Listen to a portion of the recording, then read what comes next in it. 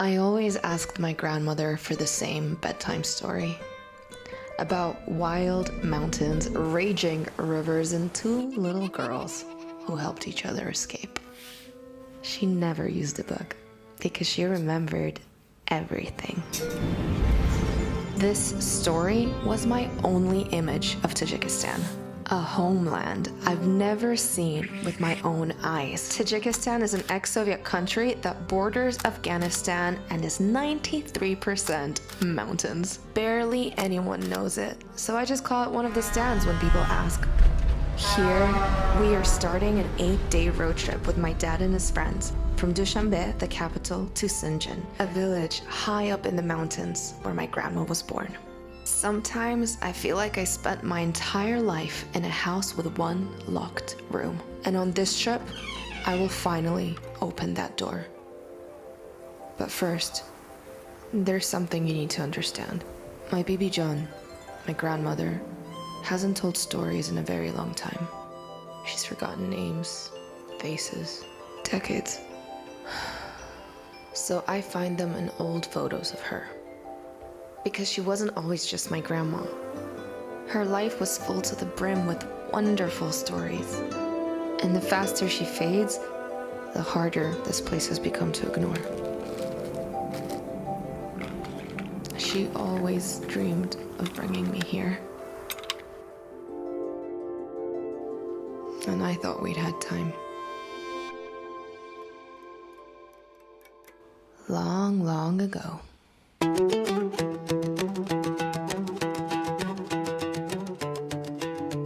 When the mountains were slightly younger, there lived a little girl surrounded by green valleys and snow-capped peaks. Her name was Shoinmo.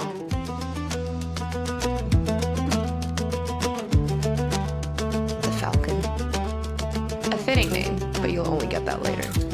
She grew up in a square limestone house in a village where you had more relatives than not, and stories traveled faster than wild yaks. One night, her father disappeared. Her mother was passed on into the hands of another man who didn't want a wife. Some evenings, when Shoinmo needed it most, she would feel a soft tap on her shoulder. A little girl stood there waiting, glowing with impatience. "Come, come," she would say. Shoinmo followed her once, then twice, then every single time.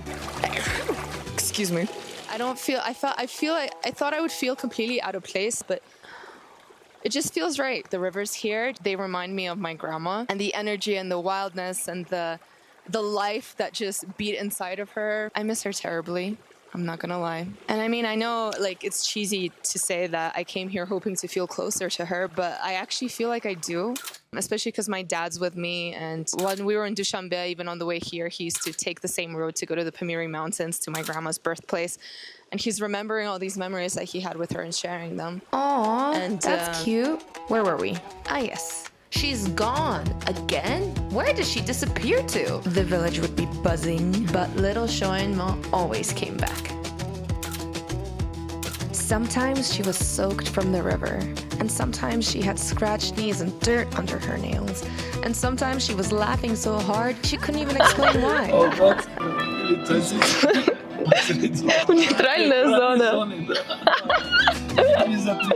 I mean, how could she tell them that a fox once gave her the clever glint in her eyes, or that a mountain goat his bellied laugh, or that a little girl nobody else saw gave her the courage to keep coming home?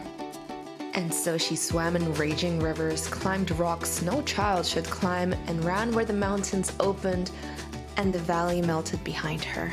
The village decided she had a Pari, a winged girl who lived in the mountains, seldom seen, but often felt. And that was that. Her worried aunt let out a breath, because Shoinmo wasn't alone. She had a protector, and the mountains would keep their secret. And then the driver just turns to me and says, "It's very sweet how much you remember about your grandma." And then the tears just came into my eye. I don't know why it triggered something in me. Maybe it's because of like a certain guilt that I didn't spend enough time with her, and like I wish I could remember even more things about her. Today we're supposed to go to my grandma's house and stay there. the house that she grew up. Probably my one and only time in my entire life that I'm gonna go there, ever. Isn't that crazy?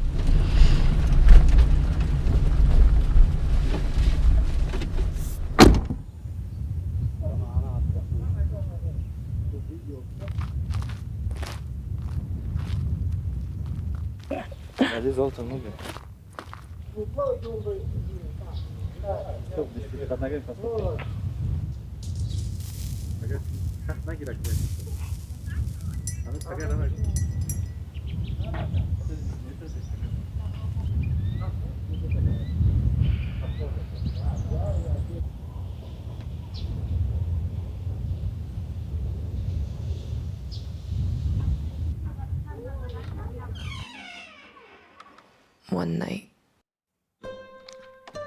when Shoinmo was too tired, with eyes heavy, she rolled over, ignored Pari's touch, the mountains, and simply stayed inside.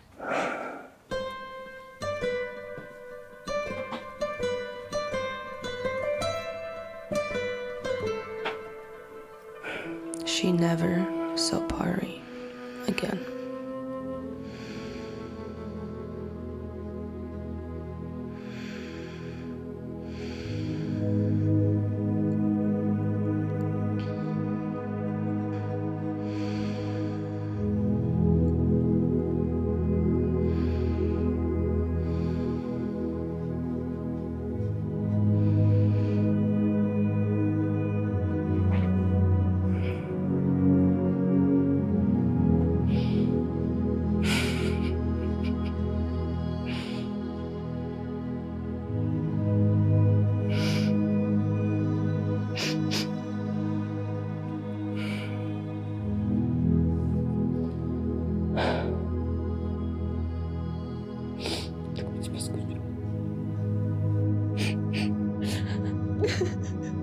This was never a safe space for my baby John.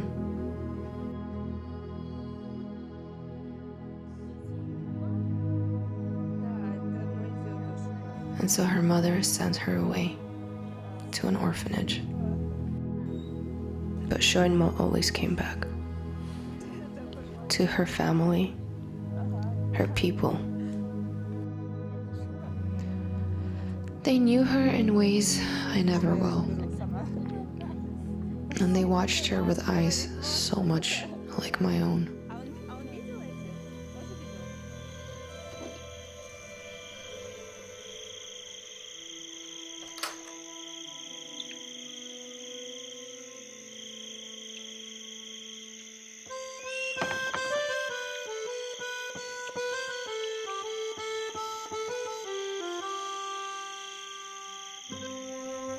Алин, а ты рада, что приехала?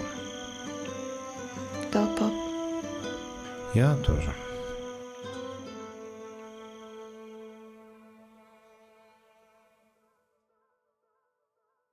My baby John passed away before I could finish this video.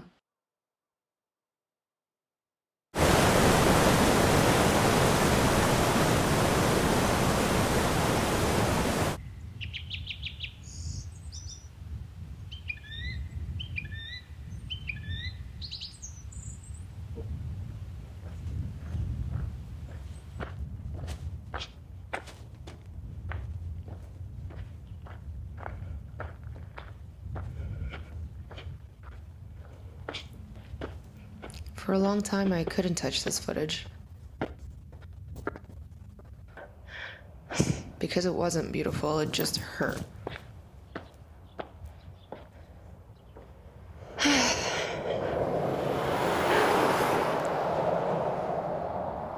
These mountains, a reminder of how little of her I actually got to know, got to keep.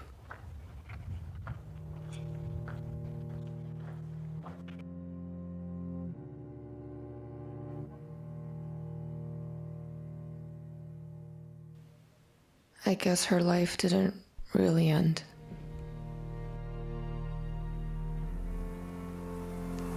It just moved on. quietly, stubbornly, into my father and into me, into our gestures and into our memories. My grandma painted her childhood in strokes of mystery and danger.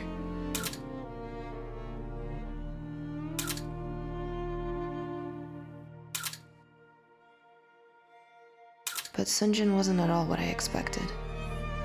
I'd inherited her version of the dark, wild lands, oblivious that the real danger was behind closed doors.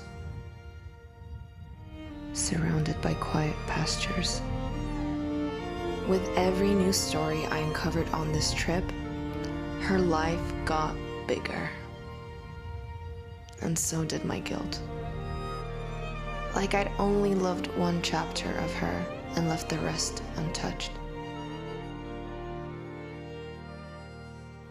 An orphan, a musician, a Soviet parachutist, my grandmother, my friend, my spine. Another whole lifetime with you still wouldn't have been enough for me. And I don't know if I'll ever come back here.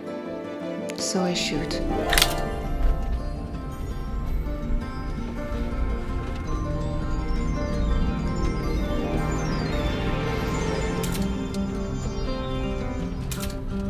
Some pictures take my breath away. But most fall short of her reality. So, what am I doing here?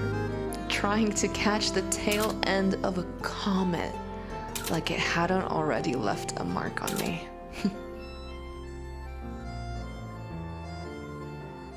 She wasn't the first. I see that now. I see them all in me.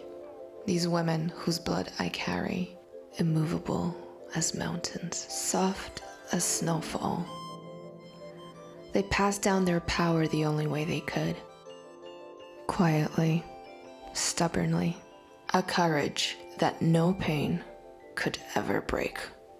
And so I came here looking for her, for echoes of their laughter, for footsteps in the valley, for stories left untold.